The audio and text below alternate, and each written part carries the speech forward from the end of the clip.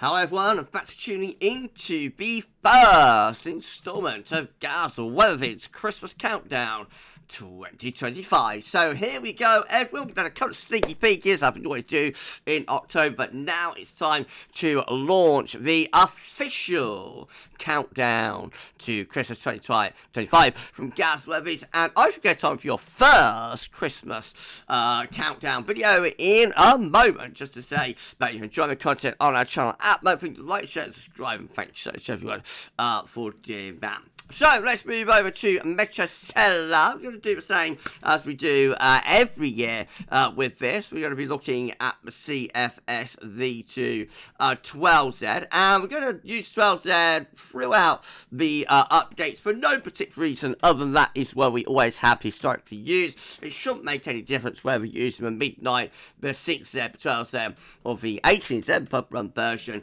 particularly. But, you know, if we're doing the same run time after time, then we are then able to make some comparisons, if you see what I mean. Right, okay, so of course it's just for fun at the moment.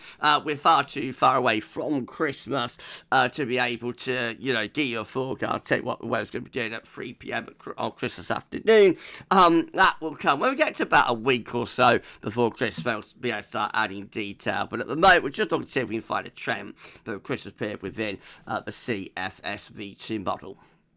Okay, so we're starting this first Christmas update on the 27th of November. Here we go again then, everyone. High pressure dominating across the country. Of course, as we get close to Christmas, the time frame will narrow down as well. But, you know, we're going to start this one on the 27th of November. So high pressure dominates across West Europe, mostly dry, probably quite cold under that area of high pressure with risk of some overnight frost fog. Now, we go to the end of November. That high pressure is going to Scandinavia.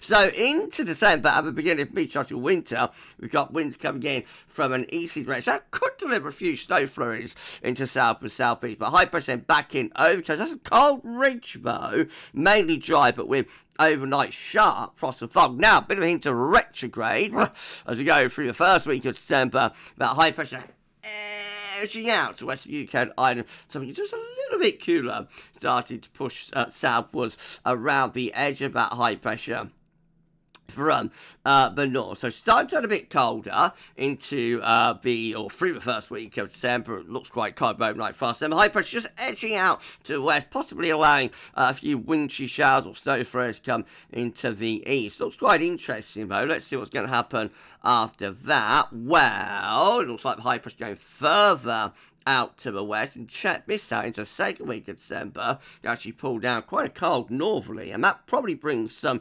snow into northern and eastern areas with it. And then this low looks very, very interesting as that moves into the cold air. Well, yes, that will be potentially delivering a snow event across many parts of the country. So cold and wintry through the first week of December with increasing snow possibilities. That looks quite interesting. By the 13th of December, trough of low pressure, and it's cold low, cold core low across the north and west Europe. I reckon that will probably be a snowmaker in many areas. We're expecting that, was ya?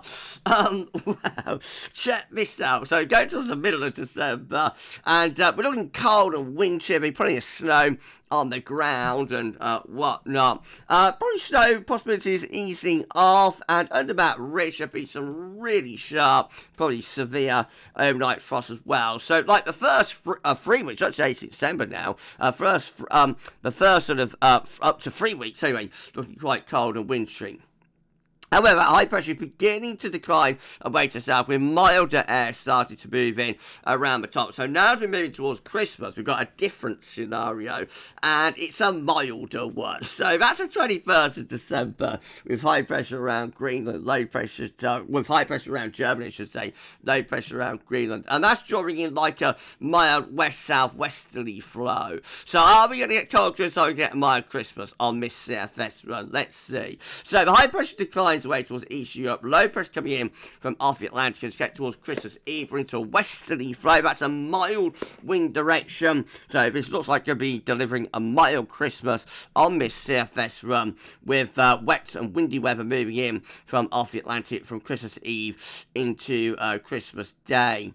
there. So that gets out of the way. Then we go into like a southwesterly flow. That starts to draw up some very mild air into Boxing Day. Again, could be rather wet and windy into the north, though, before high pressure strengthens from the south and from the southwest head towards the new year, but in a mild position. So after all that cold weather through like the first 18 or so days of December, it all goes away for Christmas. Actually, Christmas looks rather mild, wet and windy, and so does the period between Christmas and the new year as well. That's New Year's Eve, looking mild, but with low pressure bringing outbreaks of rain, and those westerlies then continue on into early January as well. So this is a mild or a very mild start to 2026 that we've got going on. However, the low pressure is clearing away to southeast with something a bit colder developing under that ridge of high pressure. Can we get that ridge going anywhere? Interesting when it's trying to get to Scandinavia, but I think the Atlantic overwhelm that, or maybe not. So as we go through the second week of January, cold air potentially threatening to come back, trying to raise heights over Scandinavia again, and then a bit of a battle going on towards the middle of January of that low edging in from the Atlantic, coming against the cold air. That, could be sort of, it might deliver some sort of snow event, maybe. Let's roll on just a little bit further. We're well past Christmas now, though. Of course. But yeah, maybe increasing hints of something a bit colder there as you go into the second half of January. We'll see. Right, okay, well, that is your first installment of the Christmas Countdown for 2025. We're off and running. Remember, it's just installment number 1, so we're going to have to do lots of updates between now and then, as I'm sure you know. If you watch our Christmas Countdown every year, you'll know the drill. So, the next installment of Christmas Countdown probably coming up over the weekend sometime, fingers crossed. Though, just watch your space and the next installment will pop up at some point. Thank you so much for tuning in to Christmas update number 1 for 2025. And for this one, that's all for now. Thank you so much for watching. We'll see you again soon. And bye for now.